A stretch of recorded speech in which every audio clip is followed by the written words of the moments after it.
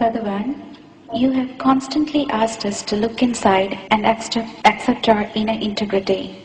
Some of us have difficulties to look inside, and then, when we do find the truth, it is hard for us to accept the depiction we have created in the external world.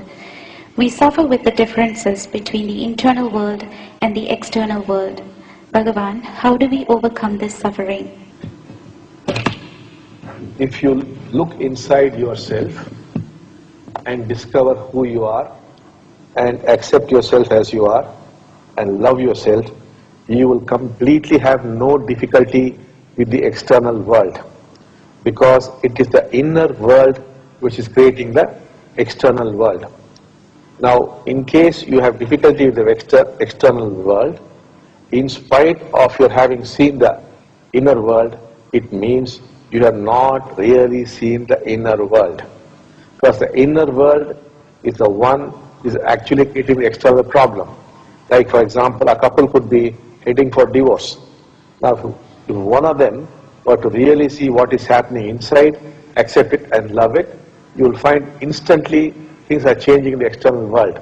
We have done this any number of times, and it works without any failure for the simple reason that the inner world is the actual cause of the mischief. The problem is you are having difficulties in seeing the inner world. That is where the blessing or the diksha or the grace comes in, because it's very painful to really see who you are. There's a secret side to yourselves which you hide from others and hide from yourself. In fact, you have lost touch with it. Your fears are there, your anger is there, your hurts are there, your jealousy is there, your lust is there, your terrible thoughts are there. They're all there, of which you are ashamed and you are frightened of looking at them. And this is what is getting all the mess in the outside world. On the other hand, if you will develop the courage not to condemn it, not to judge it, not to justify it, not to offer explanations, not run away from it, but hold it as carefully as you would hold a newborn baby. Now, if you're not going to judge yourself, what's the problem? Let us say you are in the habit of lying. Now, if you don't say it is bad, what's the problem? Let us say you have tremendous lust in you. Only if you're going to condemn it, it's going to get problems. If you were to simply look and say, yes, there is lust in me, where's the problem? If you have cheated somebody and you want to look at it and say, yes, I have cheated somebody, this is what I am, I'm a crook, then where's the problem? So you must apply the teachings will help you, take the diksha, and then you will see after some time it becomes quite easy.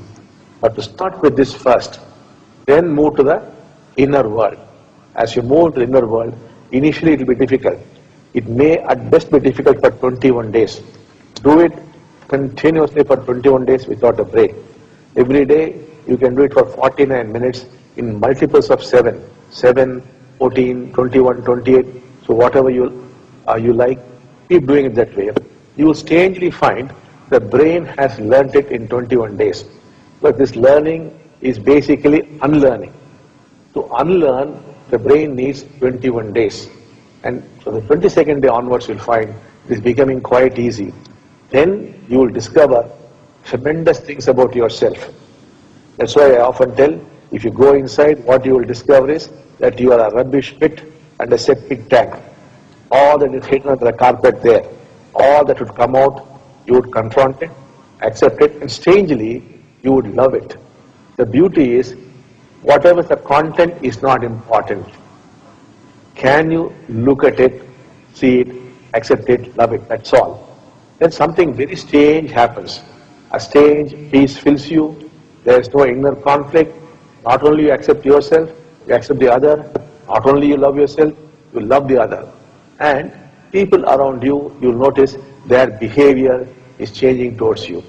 Not only that, long-standing problems, financial problems, health problems would remarkably cease to exist. You must try it. What you are not doing is, you are understanding the teachings intellectually, but you are not sitting down and applying it. Please start applying it. I will help you. Call out to Amma Bhagavan. We will come there. We will come there to Canada, wherever you are, and we will make you every teaching must be accompanied by a blessing. If it's only teaching, it's mere psychology. You may get some clarity, it might help you. That is no use. Sit down in Padmasana in a comfortable position, apply it. And remarkably, you will see, I have known children. For example, I think in Florida, there's a boy called Bruce. You could even talk to him. This boy could do it on the first day itself. Most of you must be knowing this, this particular instance. His mother had come to Fiji, and she learned that if you experience suffering, it becomes joy. She went back, and only her child was there, a little boy, and she told him, son, I went to a place called Fiji, I learned this teaching, that if you experience suffering, it becomes joy. Little boy, he said, Mom, yes, I understand, and he kept quiet. Now this boy, Bruce, has a certain problem where he gets scared in the night and he runs back into his mom's bedroom. But that day, he again came to the bedroom, and the mother thought the problem has come back. And the boy said, Mom, it works. And she asked him, what works? Mom, what you said is working. The fear is gone. And probably I think I saw God. This was by a small boy. Ever since, thousands of people all over the world maintain notebooks called It Works. They apply one teaching, and if it works, they note down how it worked for them. Small children have done it, college students have done it, elderly people have done it, men, women have done it, children have done it. So, this is not at all difficult. We are giving you teachings which really work. That child had no resistance, therefore he could do it. Because you're a little older, you're finding it difficult. Try it. I'll make it work for you. Take the blessing, the diksha, and you see how far you'll be traveling. Your lives would become different.